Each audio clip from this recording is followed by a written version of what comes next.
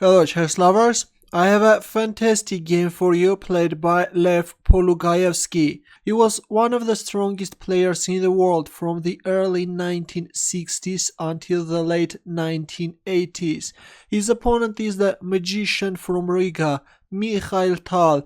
The game was played in 1969 in Moscow. This is actually going to be a clash of titans.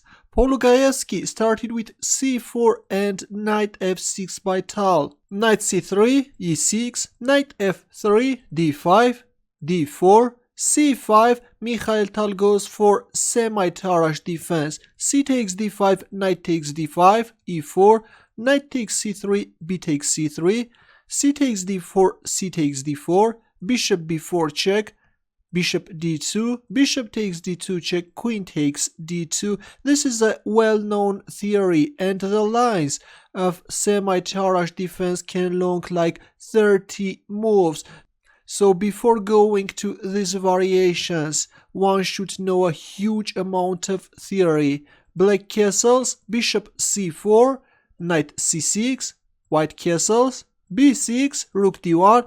White rooks are coming to support white pawns in order to push them forward. Knight a5, bishop d3, rook c8, d5, going for a pawn sacrifice, and after e takes d5, e5, white is opening up the bishop's diagonal.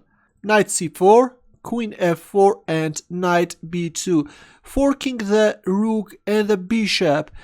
Mikhail Tal is trying to exchange this knight with this dangerous bishop and get rid of it, but in this position, Lev Abramovich Polugaevsky said, "You want to get rid of this bishop? Then get it. Bishop takes h7 check."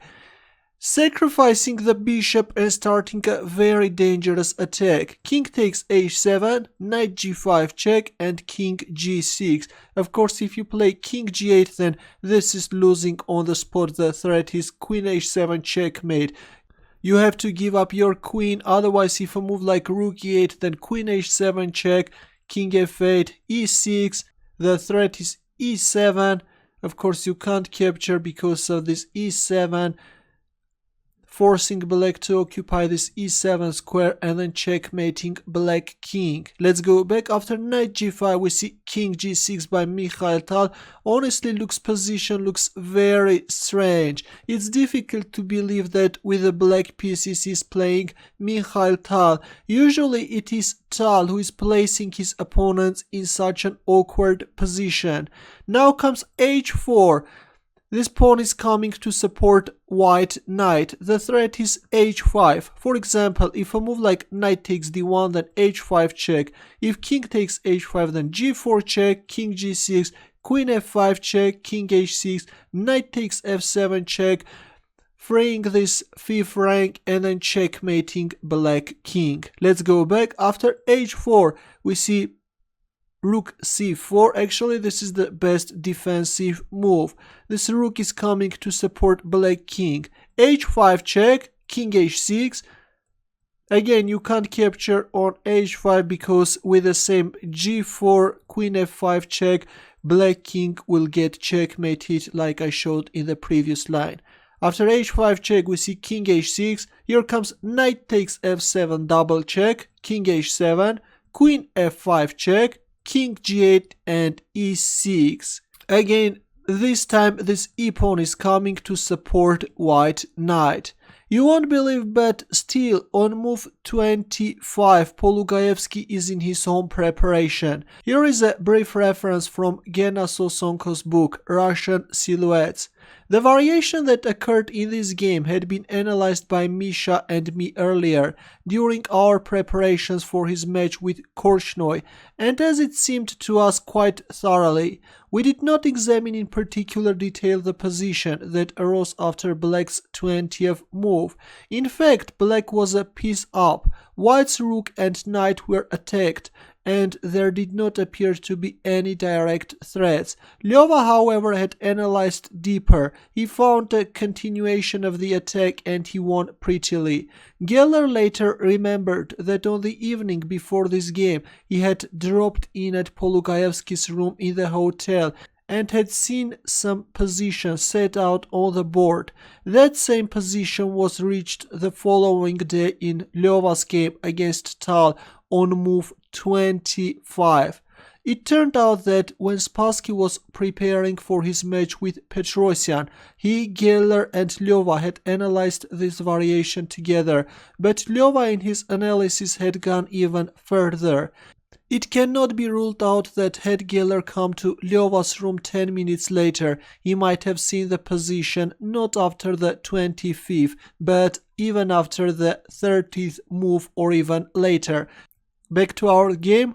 Queen f6 by Tal, offering an exchange of queens. Queen takes f6, g takes f6, rook d2. The rook was under attack and now white is attacking black knight. Tal decided to play rook c6, give up this knight and get rid of this dangerous e6 pawn. Rook takes b2, rook e8, knight h6 check, king h7, knight f5, rook takes e6, rook takes e6, rook takes e6, rook c2, the threat is rook c7 check, winning the bishop. Rook c6, rook e2, again with the same threat. Bishop c8, rook e7 check, king h8. This is a mistake. It turns out that the best square for the king is on g8 square, but instead we see king h8 and after knight h4, f5, knight g6 check, king g8, rook takes a7, Mikhail Tal resigned. Now let's see what's the difference between king h8 and king g8. The thing is that when you are playing king g8, then white knight is no longer jumping to g6 square with a check. For example, if we move like knight h4 now, then f5. It's very important to play this f5 in order to stop this pawn.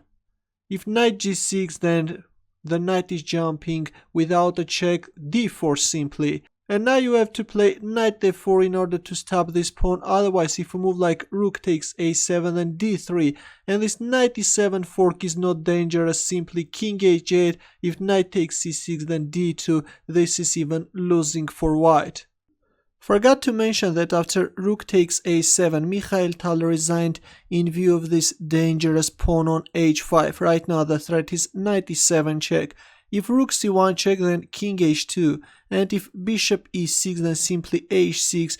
White is threatening h7 checkmate, and if bishop f7 trying to block this 7th rank, then h7 check followed by knight e5, winning this bishop, and white is winning. This was a very impressive game played by Lev Polugaevsky. He was playing like a hungry lion, and by the way, his name in Russian, Lev, means lion. I hope that you enjoyed this fantastic game. Good luck.